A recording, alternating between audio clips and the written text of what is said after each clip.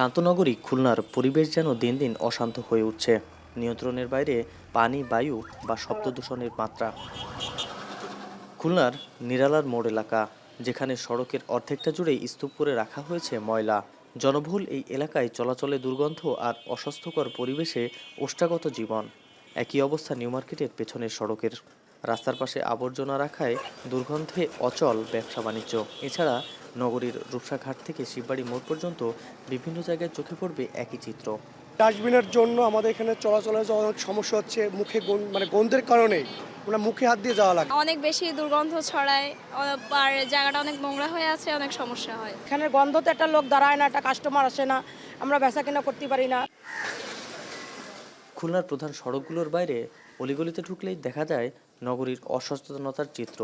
একে তো সরু ড্রেনগুলোর অচলাবস্থা, তার উপরে আশপাশের মানুষের ফেলা আবর্জনা ছড়াচ্ছে দুর্গন্ধ। যে ময়লার ব্যাপারে কোনো ছাড় নাই, যতক্ষণ না মানে কিচেন ওয়েস্ট রাস্তায় পড়বে, এক্সচেঞ্জগুলো পড়বে, আমরা সেটা নিয়ে যাব। এটা কিন্তু আমাদের বর্তমান চ্যালেঞ্জ। এবং সন্ধ্যার পরেও দেখবেন, আপনি 9টা 10টা থেকে দেখবেন ময়লা। বিভিন্ন জনবহুল এলাকা বা রাস্তার পাশে পড়ে থাকা এমন আবর্জনা পরিবেশকে যেমন নষ্ট করছে, তেমনি বাড়াচ্ছে স্বাস্থ্য ঝুঁকি। পরিবেশ অধিদপ্তরের তথ্য মতে বাতাসের বিভিন্ন উপাদান পরীক্ষা করে এয়ার কোয়ালিটি ইন্ডেক্সের পরিমাণ নির্ধারণ করা হয়, যেখানে এই এয়ার কোয়ালিটি ইন্ডেক্সকে 50-এর উপরে গেলেই জনজীবনে ঝুঁকিপূর্ণ, সেখানে নগরীর বিভিন্ন এলাকায় এর পরিমাণ 150-এর উপরে। একই সাথে নগরীতে শব্দ দূষণের পরিমাণও কম নয়।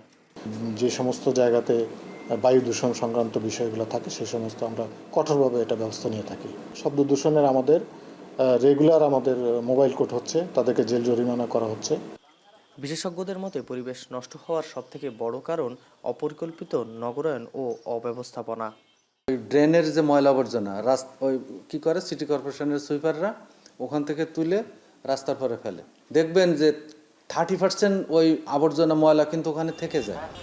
প্রায় 16 লাখ মানুষের বসবাস খুলনা নগরীতে, তাই সঠিক ব্যবস্থাপনার মাধ্যমে বর্জ্য অপসারণ ও বায়ু দূষণ রোধ করতে প্রশাসনের সঠিক তদারকির প্রয়োজন বলছেন বিশেষজ্ঞরা।